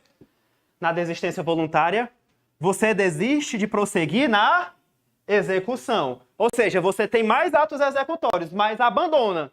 Ou seja, tinha um revólver com 6 munições intactas. Dou o primeiro tiro, deixo de dar os outros 5. Como é o nome disso?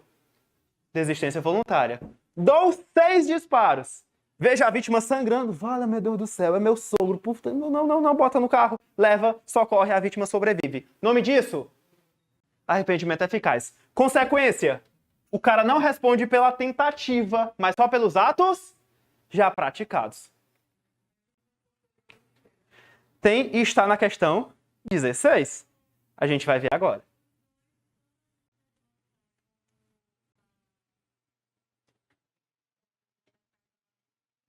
Está no artigo 15, exatamente. O que é que diz o artigo 15? O sujeito que, voluntariamente, desiste de prosseguir na execução do delito ou impede que o resultado se produza só responde pelos atos já praticados. essa redação. Deu certo? E o que é que tem no material de vocês? Tem aí uma tabela diferenciando tentativa de desistência voluntária. Perfeito. Tá aqui, ó. Tentativa. O agente quer prosseguir na execução, mas não pode por circunstâncias estranhas à sua vontade. Ou seja, quero prosseguir, mas não posso. Desistência voluntária. Pode prosseguir, mas deixa de fazê-lo voluntariamente. Posso prosseguir, mas não quero. Deu certo, gente? Perfeito. Show! Quem foi que falou no arrependimento posterior? Vamos ver agora. Questão 16. Vamos lá. Bora. João, funcionário público de determinado cartório de Tribunal de Justiça, após apropriar-se de objeto que tinha posse em razão do cargo que ocupava, é convencido por sua esposa a devolvê-lo no dia seguinte. O que vem a fazer? Comunicando o fato ao seu superior, que adota as medidas penais pertinentes. Diante desse quadro, é correto afirmar que... Pessoal, que crime ele praticou aqui em tese? Peculato, né? Ele se apropriou de um bem que tinha posse em razão do cargo e era servidor público. Consumou ou não consumou aqui? Sim ou não? Sim. Não levou para casa? Tá consumado, consumadíssimo, né? Mas vamos lá. Diante desse quadro, já que ele devolveu no outro dia, é correto afirmar que... Letra A. Houve arrependimento eficaz. Gente, o que é o arrependimento eficaz? Quando o sujeito olha para cá, impede que o resultado se produza. Gente, ele impediu que o resultado se produzisse. Que conversa é essa? Não consumou. Então reparem, ó, prestem atenção. Não quero ninguém decorando nada, eu quero a gente refletindo o direito. A desistência voluntária e o arrependimento eficaz têm que finalidade?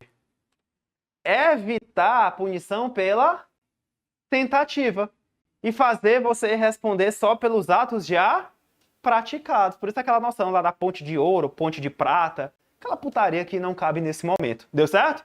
Já acho muito complexo. Deu certo? Aqui não, cara. Já consumou. Então não tem o que falar nem em desistência voluntária e nem em arrependimento eficaz. O item B, mesma lógica, ó. Desistência voluntária. O que é a desistência voluntária? O cara desiste de prosseguir na execução. Ou seja, ele estava pegando lá o negócio, né? Aí ele olha assim, não vou não. Isso é desistência voluntária, exatamente. C. João responderá pelo crime de peculato tentado. Tentado, gente. Consumou ou não consumou? Levou o negócio para casa? Só sobra o item D. Deverá João responder pelo crime de peculato consumado com a redução de pena pelo arrependimento posterior. Pronto. Para tu nunca esquecer. Por que o nome desse negócio é arrependimento posterior? Aí onde é que ele está? No artigo 16. Sabe por que o nome do instituto é arrependimento posterior? Por quê? Vamos ver se a gente conseguiu pegar o fio da meada. Por que o nome do instituto? A execução? Exato. Porque é posterior à consumação. Ou seja, aqui, ó, após a consumação,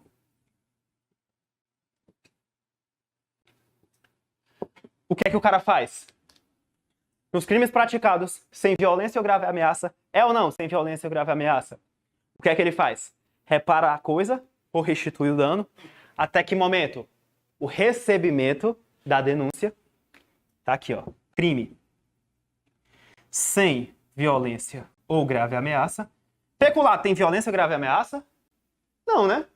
Furto, por exemplo, tem violência? Roubo, aí não caberia, por exemplo, né? O que é que ele faz? Repara o dano. Até que momento? Até o recebimento da denúncia. Aí a questão pode dizer o seguinte, ó. Que ele pode reparar a coisa até a sentença. É até a sentença, gente? É até que momento? Que ele pode ser beneficiado com arrependimento posterior? Ele pode devolver a coisa e ser beneficiado com arrependimento posterior até quando? Até o recebimento da denúncia. Aí aqui um bizu, uma dicasinha, ó. Vamos aqui ver se esse mnemônico funciona. Arrependimento posterior até o recebimento. Deu certo? R, deu? Para lembrar que não é até a sentença, por exemplo. Qual vai ser a consequência? Diminuição da pena. Em que fração? A mesma da tentativa. 1 a 2 terços. Diminuição de pena de 1 a 2 terços. Aí, o que é que eu quero que vocês percebam? A finalidade do Instituto. O cara, mesmo tendo consumado o crime, vai ter a mesma diminuição de pena da tentativa. É um prêmio o arrependimento posterior. Deu certo, moçada? Sim ou não? Sim ou não? Então vamos lá, recapitular. Tentativa. Quero prosseguir, mas não posso. Desistência voluntária. Posso prosseguir, mas não quero. Ou seja, inicio a execução, só que deixo de praticar os demais atos executórios que estavam aqui na minha mão para eu consumar o crime. Dou o primeiro tiro, deixo de dar os outros disparos. Respondo pelo quê? Pela tentativa? Ou pelo que eu já pratiquei? Pelo que eu já pratiquei. Então, se eu dou um tiro na pessoa, pega no braço, respondo por tentativa de homicídio? É pelo quê? Lesão corporal. Perfeito. Arrependimento posterior. Eficaz, melhor dizendo. Qual é a diferença? Eu pratico todos os atos executórios, só que eu impeço que o resultado se produza. Ou seja, consigo evitar a consumação. Por isso, o arrependimento foi eficaz. Respondo por tentativa, só pelos atos já praticados. Dei uma facada, 2, 3, 10, mas salvei. Respondo pelo quê? Lesão corporal. Arrependimento posterior. Já consumei ou não o crime? Só que após a consumação, crime sem violência ou grave ameaça, reparo a coisa. Até que momento?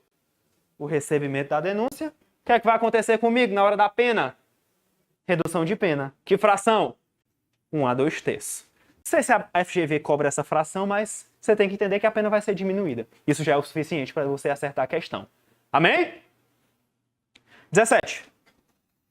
Marcos, visando roubar Maria, a agride, causando-lhe lesões corporais de natureza leve. Qual era o dolo dele, gente? Qual era a intenção? Qual era a intenção? Roubar. Exatamente.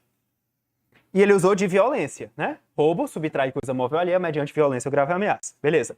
Antes, contudo, de subtrair qualquer pertence, Marcos decide abandonar a empreitada criminosa, pedindo desculpas a Maria, desculpa Maria, e se evadindo do local.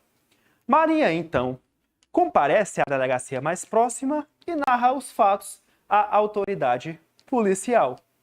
No caso acima, o delegado de polícia. Pessoal, vamos ver se a gente pegou aqui, ó. Ele queria roubar.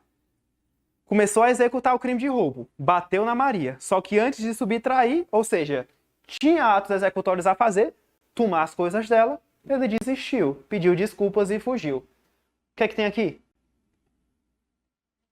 Tentativa, gente? Desistência voluntária. Quem concorda que é desistência voluntária? Por quê, pessoal? Ele iniciou a execução, ia subtrair, ou seja, ia praticar os demais atos executórios e abandonou. Posso prosseguir, mas não quero. Então vamos cá. Letra A. Deverá instaurar inquérito para apurar o crime de roubo tentado? É isso, gente? Tentativa? Não, é desistência voluntária. B. Nada poderá fazer, uma vez que houve a desistência voluntária. Ele não pode fazer nada. Pessoal, na desistência voluntária, o que foi que a gente combinou? Que o cara responde pelos atos. Ele fez ou não alguma coisa com ela? Bateu. Então ele vai responder por que crime? Lesão corporal. Olha o item C. deverá lavrar termo circunstanciado pelo crime de lesões corporais de natureza leve. Vamos ver o D por desencargo de consciência, D de dado. Nada poderá fazer? Nada poderá fazer? Não. Descarta, né, moçada? Arrependimento posterior? Posterior não, moçada. Ele não consumou? Exatamente. E nem poderia, né? Porque para ser beneficiado, crime sem violência ou grave ameaça. Gabarito, gente. C. Deverá lavrar termo circunstanciado pelo crime de lesões corporais de natureza leve. Por que por lesão corporal? Porque na desistência voluntária, o sujeito só responde pelos atos já praticados. E por que termo circunstanciado? Muito simples. Porque o crime de lesão corporal leve é uma infração de menor potencial ofensivo. Então vai para o GECRIM, os Juizados Especiais Criminais. Só por isso. Gabarito C. Perfeito. Maravilha, gente. Vamos lá. 18. Tício, com intenção de matar Mévio, apontou na sua direção o revólver que legalmente possuía. Entretanto, não ocorreu o disparo porque a arma se achava sem munição. Oxe, como é que vai matar alguém com a arma desmuniciada? Nesse caso, pessoal, a conduta de Tício caracteriza tentativa de homicídio, porque a impropriedade do objeto é relativa. Pessoal, quando é que ele ia matar? Disparando com arma desmuniciada? Quando? Nunca. B de bola. Crime impossível por ineficácia absoluta do meio. C. Tentativa. Descarta a tentativa. D. Crime impossível por impropriedade absoluta do objeto. B ou C, gente? Impropriedade absoluta do objeto ou ineficácia absoluta do meio? Ineficácia absoluta do meio. O meio é o instrumento. Lembra do crime impossível? Artigo 17. Crime impossível. A gente vai falar agora. Acalma teu coração. Vamos falar. Tudo bem? Crime impossível. Artigo 17. O que é um crime impossível? É uma situação em que o sujeito não responde pela tentativa porque a consumação é impossível. Por que é impossível? Por ineficácia absoluta do meio. O que é meio? O meio é o instrumento. Então, se eu quero matar alguém e a arma está desmuniciada, é ineficácia absoluta do instrumento, ou seja, do meio. Ou ABS de absoluta impropriedade do objeto. O que é o objeto, pessoal? Pessoa ou coisa sobre a qual recai a infração. Exemplo, caiu na FGV, OAB. A mulher queria matar o cara. Esperou o cara dormir, o marido, e, enquanto ele dormia, ela lhe desferiu facadas. Só que no laudo pericial, na autópsia, o que foi que a perícia concluiu?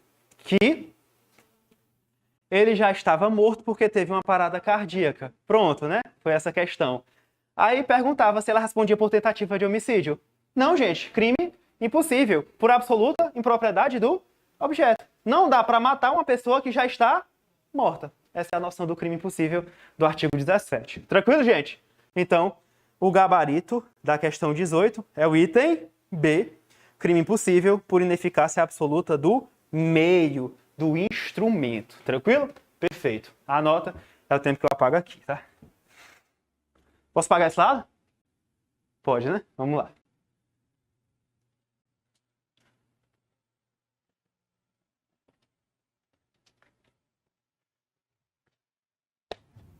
Cara, interessante porque 3 semanas, né? Umas 2 semanas eu tomei uma decisão assim, falei de arma de fogo, eu lembrei. Tava na fase já de entrega dos documentos lá da Polícia Civil, da investigação social, né? Aí eu, puta que pariu. Arma de fogo, né? Mas eu não gosto de arma de fogo não, né? O que eu tô vendo aqui? Aí eu fiquei naquele impasse, né? Não, vou desistir, né? Fechei o olho aqui, perdi o prazo pra entrega dos documentos, né? O psicotécnico foi agora sábado. Não vou passar merda não, né? Faltei o psicotécnico, né?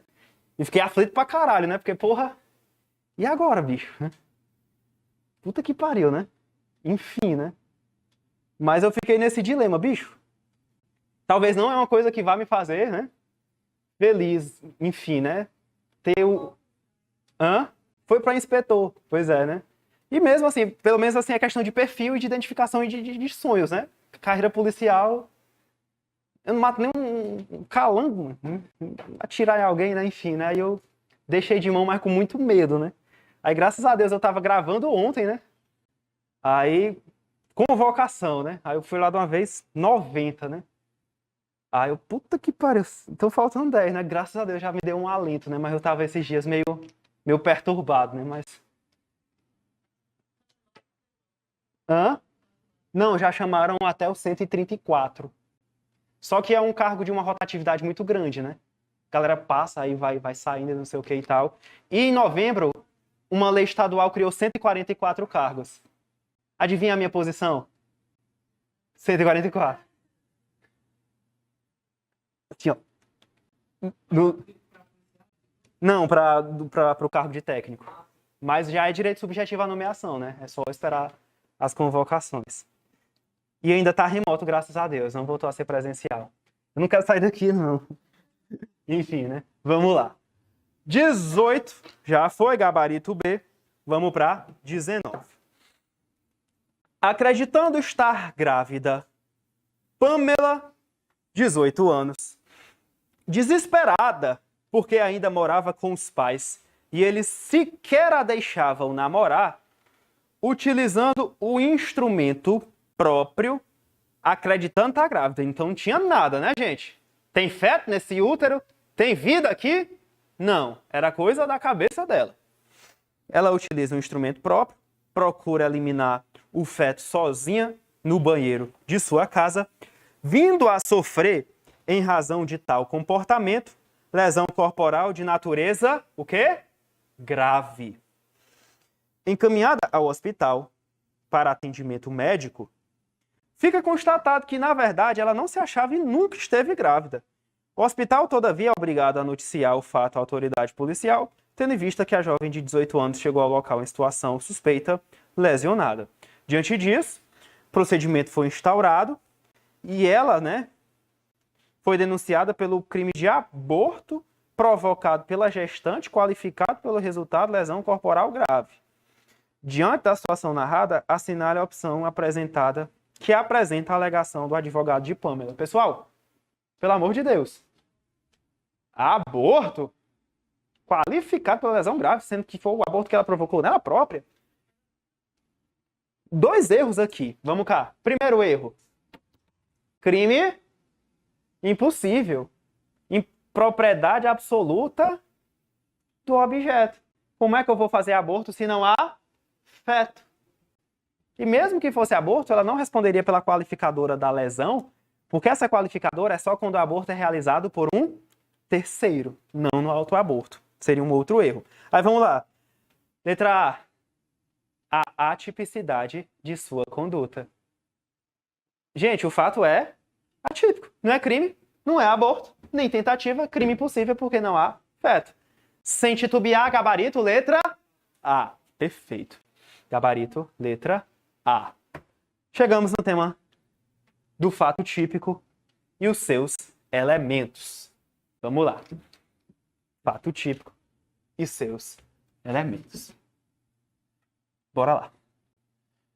Wilson, competente professor de uma autoescola, guia seu carro por uma avenida à beira-mar. No banco do carona está sua noiva, Ivana. No meio do percurso, Wilson e Ivana começam a discutir. A moça reclama da alta velocidade empreendida. Assustada, Ivana grita com Wilson. Wilson, tu não é o Toretto, não. Tu é muito touro.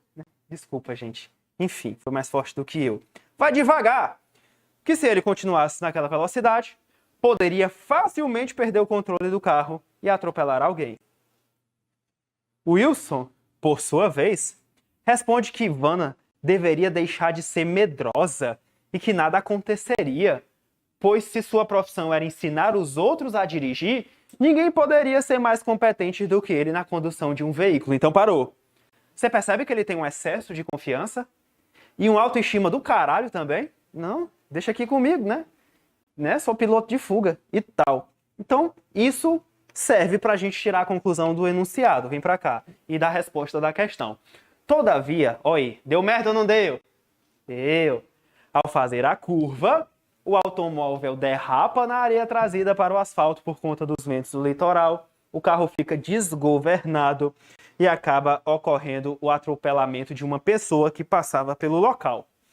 A vítima do atropelamento falece instantaneamente. Wilson e Ivana sofrem pequenas escoriações. De cara, gente. Isso aqui é dolo ou isso aqui é culpa? É isso o grande trunfo, a grande discussão dessa questão. Vem para cá. Cumpre destacar que a perícia feita no local constatou excesso de velocidade. Nesse sentido, com base no caso narrado, é correto afirmar que, em relação à vítima do atropelamento, Wilson atingiu com, letra A, dolo direto. Pessoal, é dolo direto?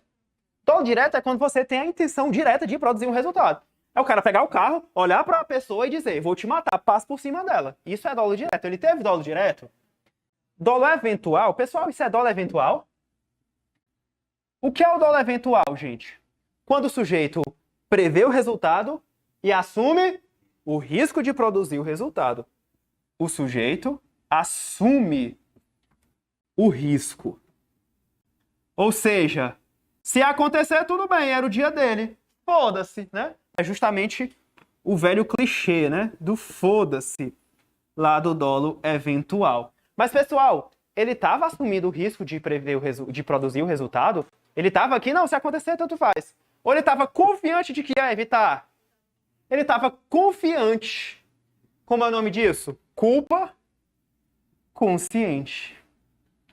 O que é a culpa consciente? O sujeito prevê o resultado, mas ele acredita sinceramente que pode evitar. Culpa consciente, o sujeito acredita poder evitar o resultado. O que é que o examinador pode fazer? Trocar o Ministério Público dizendo que é dolo eventual e você tem que fazer o quê? Dizer que é culpa consciente. Lembra que para ser dolo eventual, o sujeito tem que estar indiferente ao resultado. Palavra-chave? Foda-se. Se acontecer, tudo bem. Se não acontecer, tudo bem também. Perfeito? É o cara que é um caçador, atira numa árvore que é perto de uma rodovia.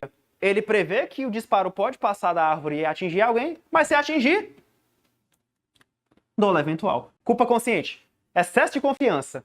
O sujeito acredita que pode evitar o resultado. É a mesma coisa do atirador de facas.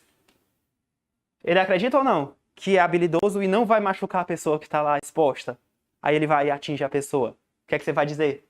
Culpa consciente. Deu certo, moçada? Sim ou não? Perfeito. Show de bola. Gabarito, então? C. C de casa. Perfeito. Aí o que foi que eu fiz? Também pus na tabela, né? As diferenças entre dolo eventual e culpa consciente, que sempre são cobrados em prova. Perfeito. Bora lá.